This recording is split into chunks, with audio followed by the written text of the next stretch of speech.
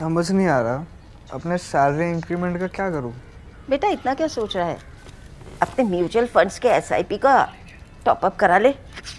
This is the right time. क्या? समझ में नहीं आया। बेटा इतना क्या सोच रहा है? अपने म्यूचुअल फंड्स का एसआईपी टॉपअप करा ले। This is the right time. अब समझा।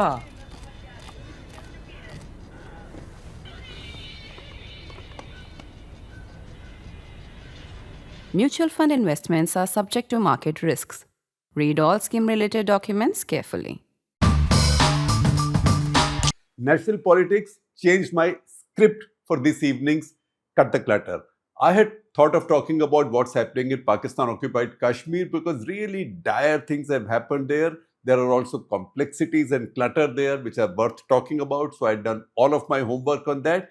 And then I figured, as I followed Parliament proceedings during the day, and after that, Rahul Gandhi's short press conference, I figured that the story of the day was not quite what was happening in Pakistan-occupied Kashmir, significant as it is. Maybe we will visit it in a day or so if we get a break from domestic politics. Right now, the most important thing is what's happening politically, the political follow-up to the students or the children's protest. I would say children because a lot of those aggrieved by the NEET leakages are children. They are not 18 yet because children are 17 when they pass their class 12 and appear for JEE or PMT.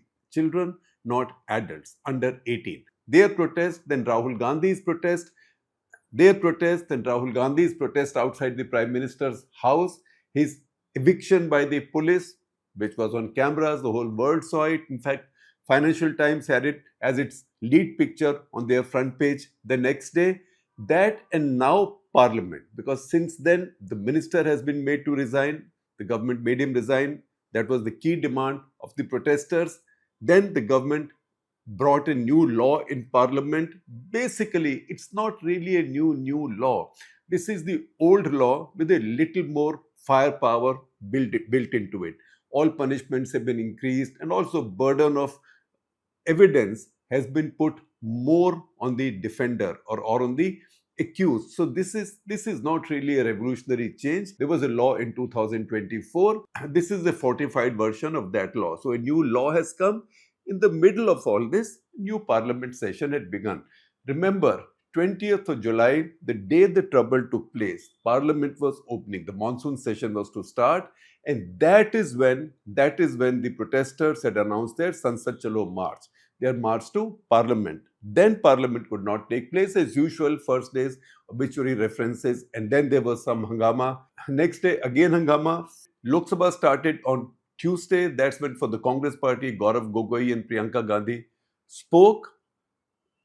On Wednesday, Rahul Gandhi came in, and that was supposed to be the big statement from the opposition and also the big challenge from the opposition, which is now smelling blood. Because from the way the opposition looks now, if you see the body language, the language they are using in their conversations, press conferences, even when they meet people, also the solidarity they seem to exhibit.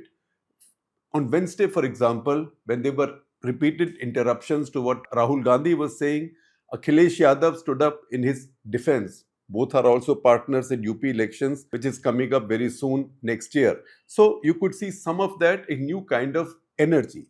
Now, Rahul Gandhi spoke. He was not allowed to complete his speech because some words of his, some expressions, the BJP, the Treasury benches objected to.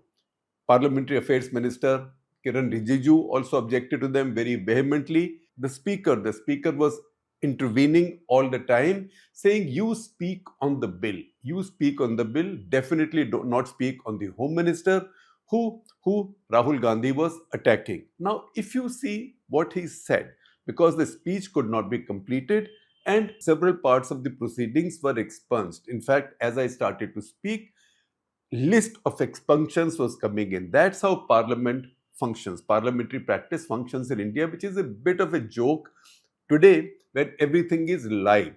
The whole country has watched whatever happened live, and also all the websites, including ours, has carried stories live.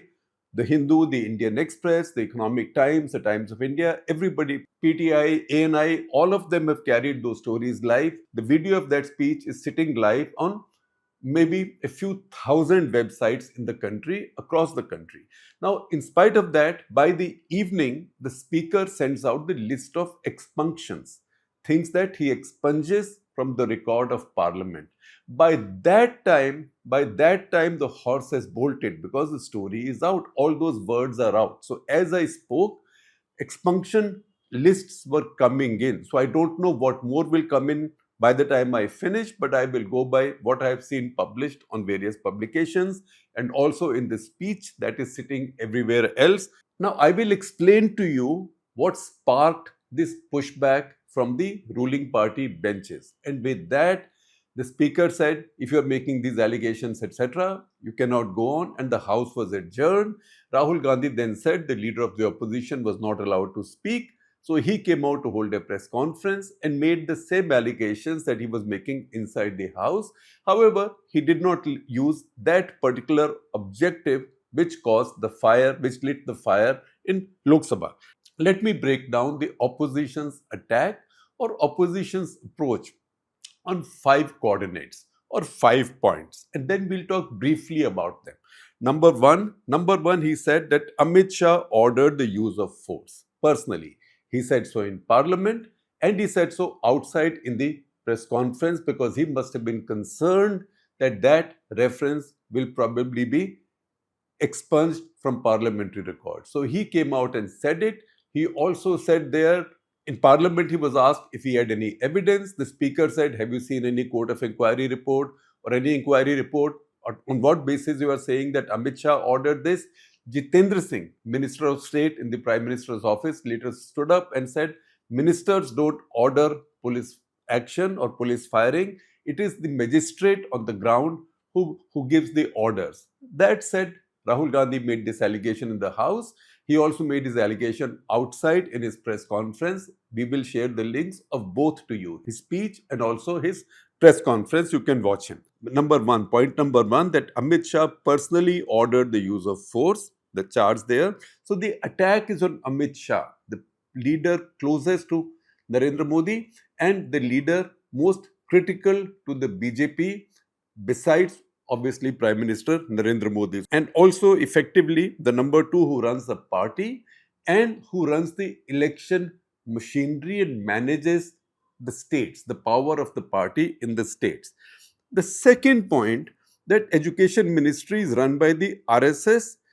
Pradhan's resignation is superficial. That ministers come, ministers go, but the ministry is run by a barely hidden power, my words not his, a barely hidden power, which is the RSS. The minister has no powers. All decisions are taken by the OSD, Officer on Special Duty, sitting there. That's what he said in Parliament. What that implies is that the OSD is from the RSS and he's like the party commissar in the Chinese system. My words, not his. I'm trying to explain this because I'm trying to cut the clutter. Like who functions like the party commissar. In China, you have party commissars sitting even in corporate headquarters who oversee all decisions. So he's making the same comparison without calling it quite that decisions are taken by the OSD, Officer on Special Duty, who is an RSS man and effectively something that I would simplify as the party commissar or the ideological commissar. He decides everything. Pradhan doesn't matter. A new minister will come. The new minister doesn't matter because the RSS will run the ministry. The third point he makes is that this bill and its amendments are an eyewash. All that has happened is that some punishments have been increased. This is not going to solve anything. And again, I'm explaining this. If somebody wasn't afraid of 5 years in jail, is he going to be that much more afraid of 10 years in jail? People who do this stuff only do it because they have a sense of impunity. Fourth point comes from the third, where he called the bill superficial. He said the basic problem is that there is a system capture. And this is a system capture by the RSS. So the RSS has captured the system, they are running it. And while the system's been captured, everything's been privatized to the extent he said that private companies are checking students' papers. In the process, the students think, the poorer students think The rich families can get 30 to 40 lakh rupees, buy up the papers or buy up the system and get selected. So all the hard work that a student from a poor family puts in, that gets wasted. That's what's got these young people, the children, angry. That's where he goes on to say, and that's a fifth point, and those will be the 5 prongs of the opposition's attack. You watch this session of parliament, and this will go into the election campaigns next year into Uttar Pradesh and Punjab, and I suspect following on in other elections as well. This will become a very key issue. Education will become a very key issue now, because education concerns every family. You either have children, siblings, grandchildren, cousins, nephews, nieces. This country, the families in this country put so much premium onto education that this will be an issue that will affect many families. And that is the reason he said, point number 5, this protest was no anger. It saw no anger, no violence, no hatred. This was an expression, and he said a deep expression of the youth of the country, of the future generation of the country. He said they've given up their fear. Their fear is gone, and that's the reason they're speaking out in a way that nobody has spoken out so far. And then he mocked Home Minister Amit Shah by saying he has no courage, that's why he's not sitting in Parliament. Once again, the speaker interceded, but Rahul Gandhi kept on bringing his name back in. In fact, the argument started. I told you earlier that it was over certain words, and as I'm recording this, flurry of expunctions is coming out. So I will tell you how Rahul Gandhi set it up.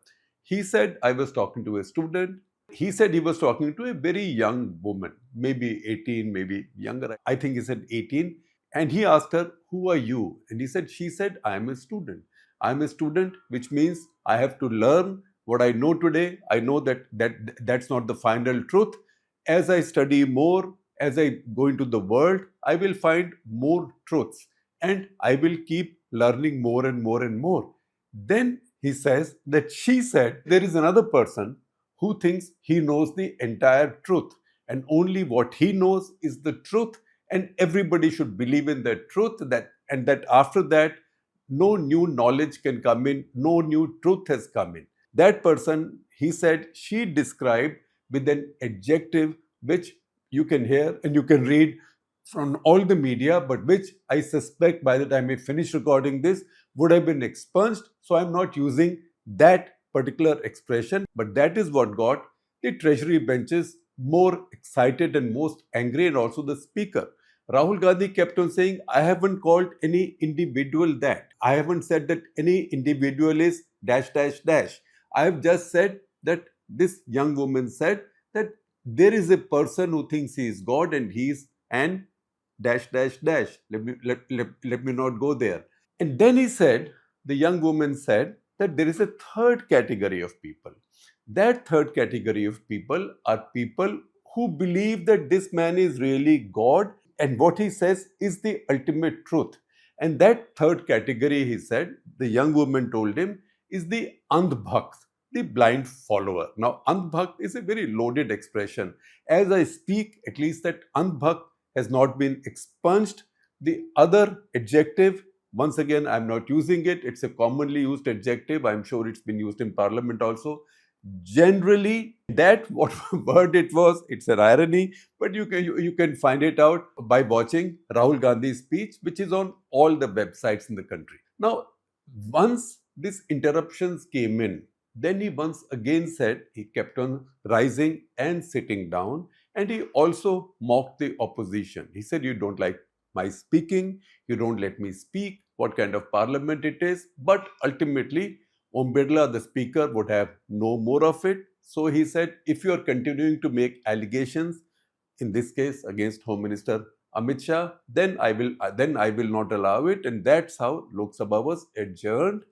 Following that, Rahul Gandhi held his press conference. Let me again simplify, without using the adjective, what Rahul Gandhi said. He said, the young student told him that I'm a student, I have to learn a lot. I know that I know a few things, but this is not the final truth. As I go along in life, I will learn more and more and more, and I will discover more truths. And she said there is a second person who thinks he is God, and what he knows and what he says is the truth now and forever. And third category is a person who actually believes that person 2 is a god and what he has is the final truth. That is the Andhbhakt. We saw some replies. Defense Minister Rajnath Singh said that the police followed utmost restraint, and Jitendra Singh, MOS and the PMO, he said no bullets were fired. And as I told you earlier, that orders to use force or fire at protesters are not taken by any minister, they are taken by the magistrate on the ground. In Parliament as well as in the press conference, Rahul Gandhi said that Dharmendra Pradhan is not your enemy. Speaking to the students, he said, he is not somebody whose departure should make you happy. Your enemy is the RSS. It's the RSS which is capturing all institutions in such a way that you're not allowed to be students in India. And he said, what do students want? That we should have the freedom to read what we want, to say what we want, love who we want, etc., etc. And the RSS is interfering in all your lifestyle choices, all your choices in life, and that is what young people, children are angry about. They are not just angry about paper leaks. Paper leak has become the cause now, the spark, but they are angry about all this controlling mechanism that's being put in place, and for that he blames the RSS. So you can see that the attack now is going to be in the RSS. He says that the parents have also known this, but parents haven't had the courage to speak out. And their children now have broken this omerta, not his word, mine. Children have broken this omerta, and they've shown the courage that the parents have lacked so far. In Parliament, the ruling party demanded that Rahul Gandhi apologize for the charges he laid against Amit Shah. Rahul Gandhi said, I've never apologized and I will not apologize. That is also something that he repeated outside in his press conference. Now, this is setting the agenda for what's going to happen. Debate over the next 3 days, but I can promise you this will go into the elections. This will go deep into politics, even more than the economy, international affairs. This will become the theme that drives electoral politics, at least till the UP and Punjab elections, although I suspect that this is going to endure beyond that also. That's also because education actually has been the most political ministry in the country. All of us old students of Indian politics, by definition, by default, say that Home Ministry is the most political ministry. It is because Home Ministry manages politics in the country, political control and governance in the country, the states, the governors report to the Home Ministry, all that's fine. But deeper down, Education Ministry is the most politicized from within. That is something that happened in the Congress era in many phases. That was politicization towards the left and towards active promotion of the Congress definition of secularism. And whenever BJP has come to power, there's been an effort to take it right, to bring in the Hindutva agenda and also to airbrush what the RSS or the Hindutva ideology sees as the political quote-unquote correction, or maybe quote-unquote, in their words, distortion by pseudo-secular, again their view, pseudo-secular Congress party and its left allies. So let's just look for about 1.5 to 2 minutes on the ministers, key ministers who've had this ministry. Many ministers have come and gone from education, but the first education minister for India and the longest serving so far was Maulana Azad. Longest serving consecutively so far was Maulana Abul Kalam Azad, who took over on 15th of August 1947 and continued on till Feb 28, 1958. The first education minister was Maulana Abul Kalam Azad, not formally educated, home tutored, home educated, a theologian, a scholar on Islamic readings, Islamic publications, somebody who was not formally educated, yet launched a newspaper of poetry to begin with at the age of 11. Then during the Khilafat movement, he launched another significant newspaper called Al-Hilal. So on the BJP RSS side, he's being India's first education minister and serving for nearly 11 years. In fact, until he died on 22nd February 1958, that is seen as an effort to give India's education a direction, although it was in his time that the first IIT was set up, that the UGC was set up, and many other reforms were carried out. Remember when India became independent, and these are figures we should know. You will also see a chart on your screens. When India became independent, we were really in a very bad way. Literacy figures in India are one indication. Literacy for women in India in 1951, not even in 47, 1951, that's when the census took place. In that census, women had 4.87% literacy, which means out of 1,000 women, 952 were illiterate. It was as bad as that. For men, it was 19%, 19.02. So only 1 in 5 men was literate. 4 in 5 men were illiterate. 2011 census, this improved to 57.93 for women, 77.15 for men, 66.77% overall. If you look at the surveys that have been coming out, we haven't seen a census since then. A census will take place next year, but you can imagine, and all the projections tell us that now India's literacy rate would have gone way above 80%. So education in India was both a challenge of basic literacy and also higher education.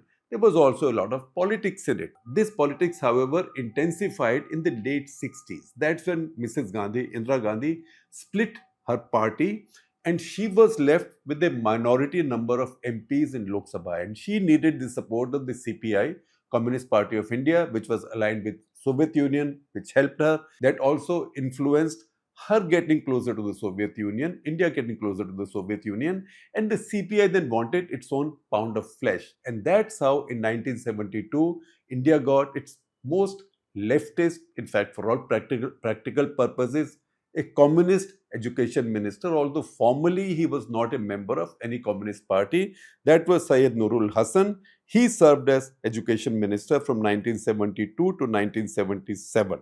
Later, he served as governor also. After that, we saw some reform in education and launch of some interesting ideas like Jawahar Navodaya Vidyalaya under P.V. Narasimha Rao in 85 to 89 under Rajiv Gandhi. And then ideological politics began to what was then called HRD ministry. In fact, Rajiv Gandhi changed the name. This is when Arjun Singh became HRD minister under P.V. Narasimha Rao. He served from 91 to 94, from the very beginning of the Narasimha Rao cabinet until 94, when he split. He broke away from the Congress party because he was unhappy and he disapproved of the way Narasimha Rao had handled Babri Masjid, and he had been trying very hard to bring Sonia into politics and to sabotage or bring down P.V. Narasimha Rao's government. So he became a rebel, he went out and he ceased to be the education minister. But he got his turn again in 2004 when UPA came to power. He got a full term, 2004 to 2009, as HRD minister. But after that, Manmohan Singh would not have any more of him because he had also begun to create issues in the HRD ministry with his own peculiar politics, and also because besides his version of secular politics or his version of secularization, he had also started bringing in his version of caste-based reservation. For example, he extended OBC reservation to all central institutions, for which India was not ready. He thought that that will destabilize and maybe bring down Manmohan Singh, just as VP Singh's Mandal introduction had brought his government down. But Manmohan Singh was clever. He appointed Birappa Moily to head a committee, which then led to a massive expansion of all central institutions, whereby the reservation was carried out. Nobody can stop reservation once somebody implements it. At the same time, nobody was denied their seats. So if an institution had 100 seats, now it had 130 seats. For that, money was provided, and that's why the non-reserved classes did not feel the pinch, and this change was carried out. However, Arjun Singh by this time was seen as too much of a troublemaker by Manmohan Singh, so he did not feature in second UPA. In between came a phase of politicization of the right, because 1998 to 2004, Atal Bihari Vajpayee was in power.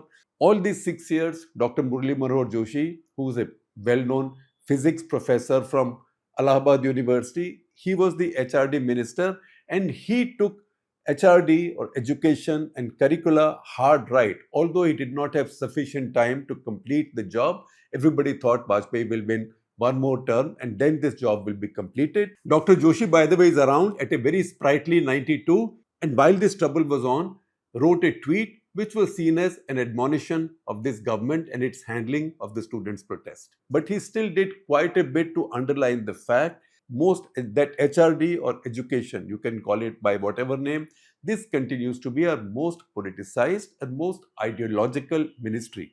Since Prime Minister Modi came in 12 years, we've seen multiple education ministers. In fact, the funny thing is you may not even remember the names of all.